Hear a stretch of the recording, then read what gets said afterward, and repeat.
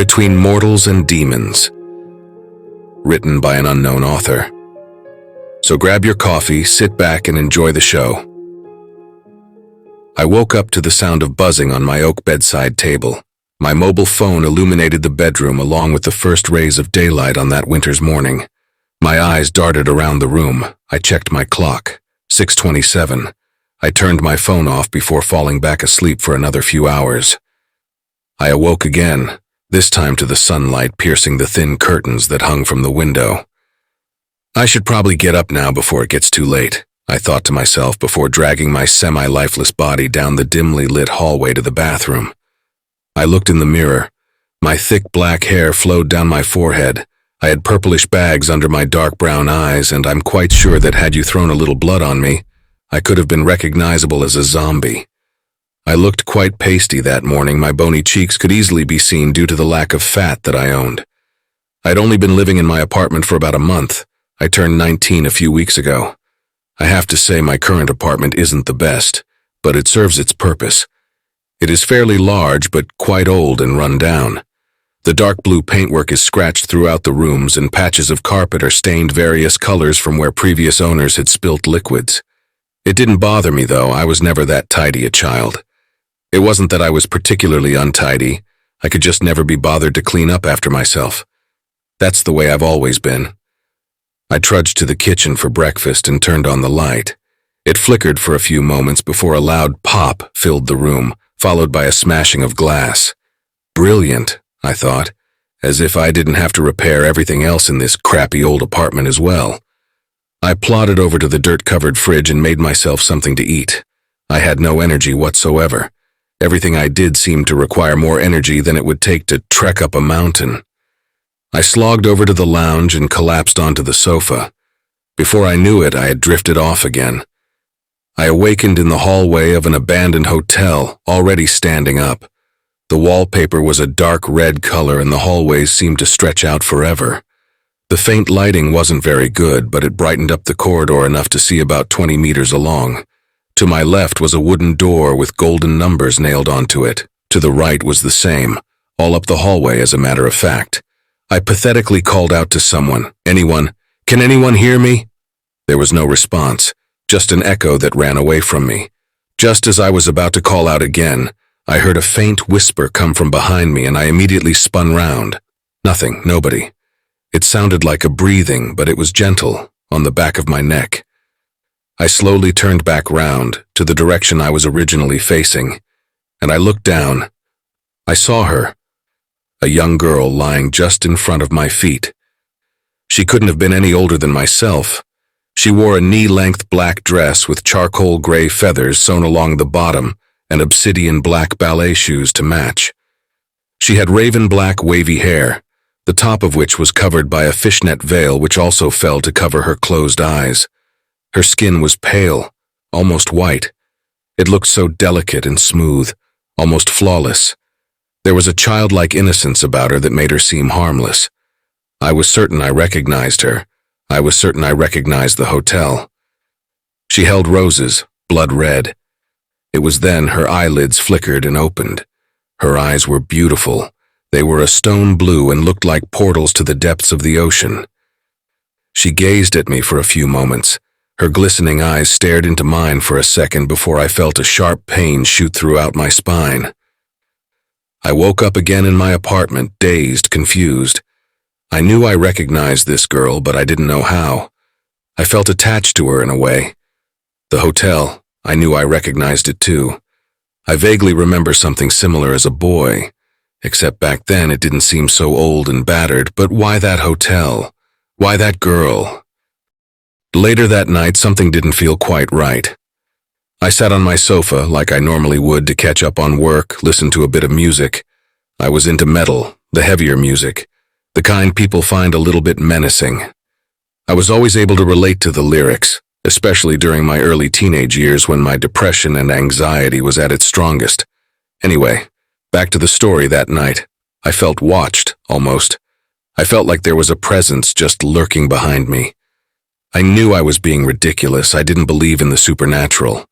I felt like as soon as I looked in its direction, it wasn't there, but at the time I didn't even know there was actually an it. I should probably tell you where I am now. I am hiding on the run. I need something to record what's happened to me, and this was the first thing that came to mind. It may seem a bit confusing at the moment, but everything fits together soon. It was then I saw something. It was only for a split second, but I saw it. I saw its reflection in my mirror dash down the hall, then it vanished. I was startled.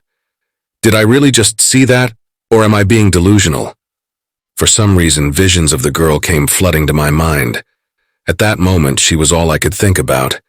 She occupied every corner of my mind, my deep, dark, twisted mind. I looked at my clock. 1:37 a.m. it read. I'm probably just hallucinating. I am really tired, I thought to myself. But then a thought came over me. I didn't know where the past few hours had gone. It was almost as if I was going a bit crazy. Why can't I stop thinking about the girl in the black dress? I continued to ask. It was only a dream, after all. I snapped out of my trance and focused my attention to the possible entity that may or may not have been running around my flat. I silently crept over to the kitchen, trying to avoid creaking the floor to get myself a knife. If I was fighting a paranormal being, I don't know what good a knife would do. It was the best thing I had to a plan at the time. I slowly paced around my apartment on full alert, stopping at every corner or hiding spot and triple checking to make sure nothing or nobody was there. The lighting was dim. The bulbs had almost died. Everything was poorly lit up. Then the feeling came back to me, the feeling like I was being followed. I stopped and I looked behind me. The girl was there. Our eyes locked, then she vanished. I was certain I saw her there, in the exact same clothes as last time. The black dress, the fishnet veil, and ballet shoes to match. I was certain I saw her. From what I remember, she looked sad. Her head hung low. She seemed to have tired eyes, and she didn't seem to have much energy. I was convinced that I had seen her. I needed to search my apartment again. The entity I saw earlier can go do one. I had to look for the girl. Why was I thinking like this? The being that I saw previously was more of a threat than she was. I wasn't thinking straight. Something was twisting my thought. Despite this, I still carried on, determined to find her. This girl, this anonymous girl, she drowned my thoughts and replaced them with herself. Why did I want to know so much about her? What was it about her that pulled me in? After multiple searches, I gave up. Tired, weak, hungry, I decided to go to bed. I slowly wandered to my bedroom and bolted the door shut, just to be safe. I closed the curtains and collapsed onto the floor.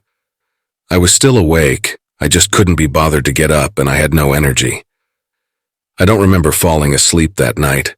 I just remember laying on the floor with my eyes closed, blocking out the world until I could hear the birds chirping outside. I opened my door with ease like I normally would, and dragged myself to the bathroom. Something wasn't right, but everything was normal. It almost seemed too normal. I decided to let this feeling slide due to the incidents of the previous night. It was probably me being a bit too alert.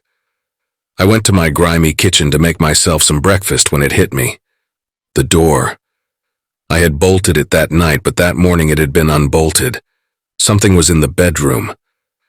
Suddenly, filled with adrenaline, I grabbed another knife and I sprinted to my room. Nothing. I stood in the center of my bedroom, clutching my knife with sweaty palms. But then I had a thought. You can't bolt the door from the outside, so whatever unbolted it must have unbolted it to leave. I then had that feeling again. A cold shiver ran down my spine, making my hair stand on end. What if she's behind me again? I thought to myself. I then realized that if I turned around, all she would do is disappear. But that's if she's there anyway. I couldn't take it anymore.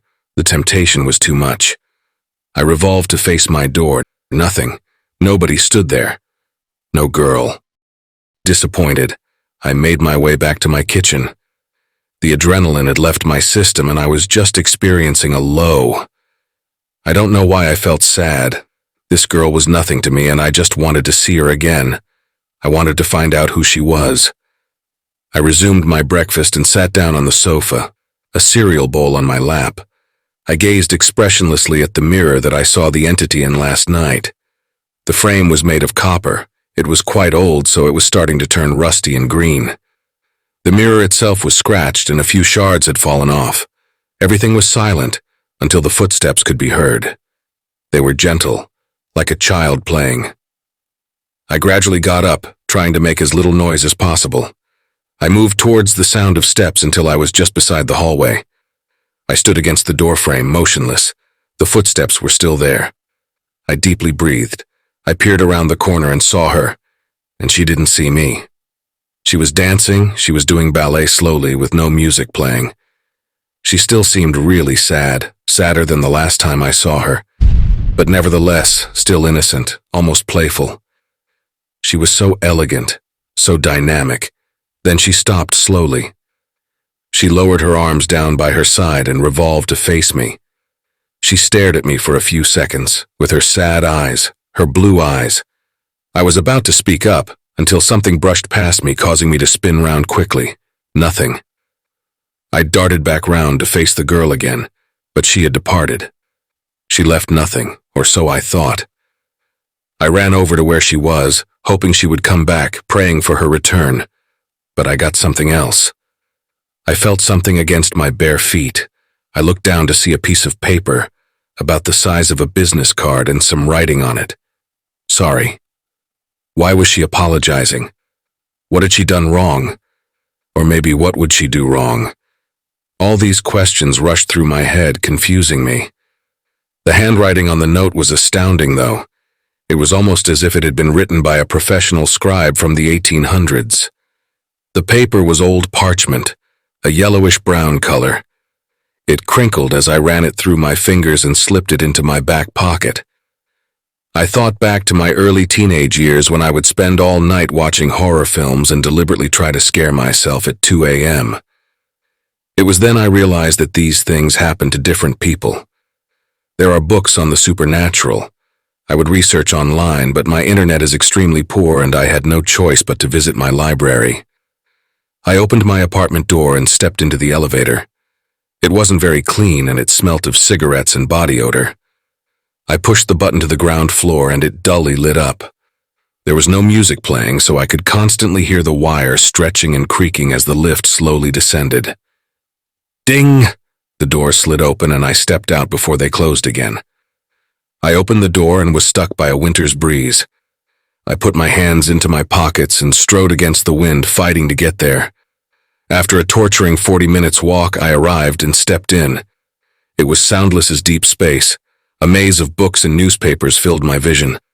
The shelves seemed to go on forever. The paintwork was fresh, colored in beige. Despite the windows, it seemed quite dark. I think the books must have blocked a lot of the light. Anyway, I was here to do something.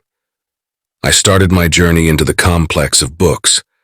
I walked past the languages section, then the sci-fi, then newspapers, and I stopped. Something caught my eye. I wasn't sure at first, but after closer inspection, I knew that the universe is full of miracles. I saw her face on the cover of an old paper. I read the title and my jaw dropped. Teenage girl dead, apparent suicide. I then looked at the date. Now this is what scared me. The 19th of October, 1899. This girl was not only dead, but about 116 years old. She still looked young, though. She had to be some type of spirit. I thought it was strange that the library still had the paper from that long ago. I looked around to make sure nobody saw me. I rolled it up and slid it into my jacket pocket. I rushed home, the wind blowing my way this time, making the journey so much easier. I got to my apartment building and stepped into the elevator again. I pushed the button and once again it dimly lit up. After what seemed like endless waiting, the doors opened and I walked out. I went up to my door and opened it cautiously, like I was about to be attacked. Nothing. I threw the paper onto the table and sat on my sofa, head in my hands. I was trying to contemplate everything. Thoughts raced through my mind like they were in the Grand Prix. And that's when I saw it. That entity. It was standing in the corner of the room, not moving, motionless.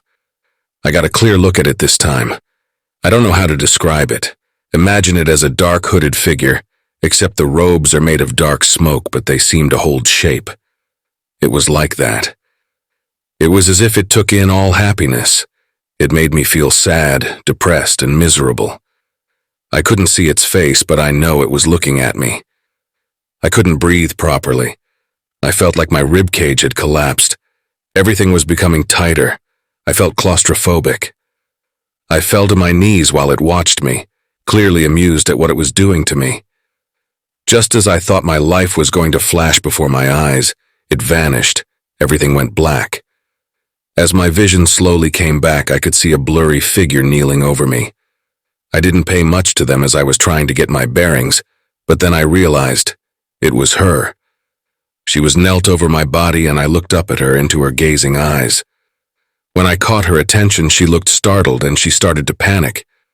She then whispered, "Come to the hotel. I'm sorry." Then once again, she vanished. That was the first time I heard her voice. It was beautiful, ethereal, angelic almost. What hotel was she talking about? Could it be the one I saw when I first dreamt of her? I was certain I recognized it, but if I wanted to find out its location, I had to call my father. I hadn't spoken to him since I was a child. The last thing I remember about him is that when I was a young boy, my father took me into the city to see a marching band. So calling him up after all these years was fairly awkward. I picked up my cell phone and dialed the number. "Hello?" a croaked voice replied.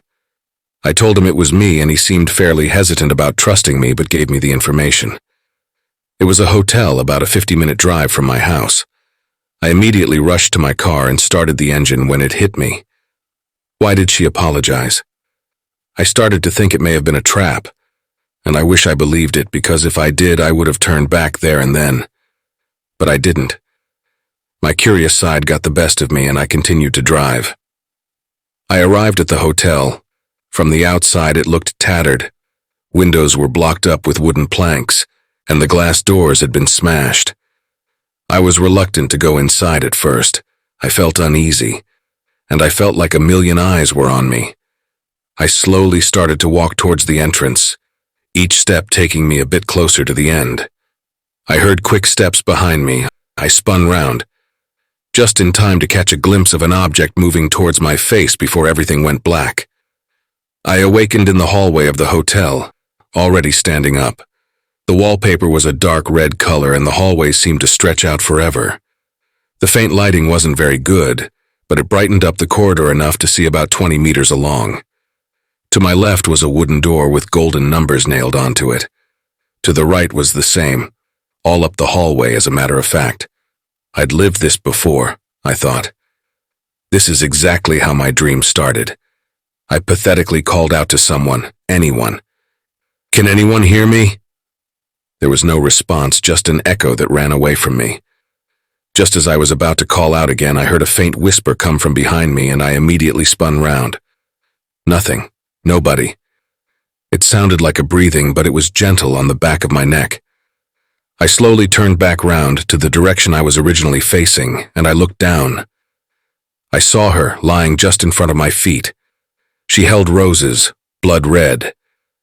It was then her eyelids flickered and opened. Her eyes were beautiful. They were a stone blue and looked like portals to the depths of the ocean. She gazed at me for a few moments. Her glistening eyes stared into mine for a second. Suddenly I remembered, this is where the dream ended. Just as I felt a sharp pain shoot throughout my spine, I bolted it down the hallway. Time almost froze. Every step seemed to only cover a small distance. I never turned around, though. I could only guess that it was the entity behind me, the dark one. I kept running. I didn't stop. I kept running until I found a computer room. I locked the door as quickly as I could, and I sat at a computer. I started to type this up. "So you're now up to date with everything. I've been in here for about 12 hours, I believe. There have been scratches at the door, but I haven't answered for obvious reasons. I think I've worked it out now. They're demons working together. The woman enters your dream and gives you a link to her. You become so obsessed with her that she distracts you from the danger, the shadow, for all I know. It could be death himself. but I fear it's something much worse. There are some benches over by the wall. I'm quite tired and I'm going to have a sleep. I will continue writing when I wake up. If this is the last I've written, then you know what happens to me. I've just woken up. I had the worst dream. As I sat in my chair, the last thing I saw was the clock turn to 3:23 as her nails dug into my chest and everything went black. Well, it's 3:22 now, and the door is creaking. Behind me.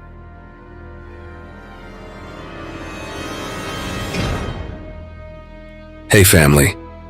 A very big thank you to the unknown author for allowing me to narrate such an awesome story. Be sure to check out their Creepypasta fandom profile for more of their awesome works. If you would like to support us and make a donation, I'd be very much appreciative. I do have PayPal and a Buy Me a Coffee account. Be sure to also check out our merch store. There are plenty of items and designs to choose from. If you enjoyed this video, then why not check out the next one? Here, on the right-hand side. You can also follow us. All my socials and all my other links are contained within the Linktree link below. Take care, everyone, and I hope you all have a wonderful and peaceful night. And don't forget, where fear is, happiness is not.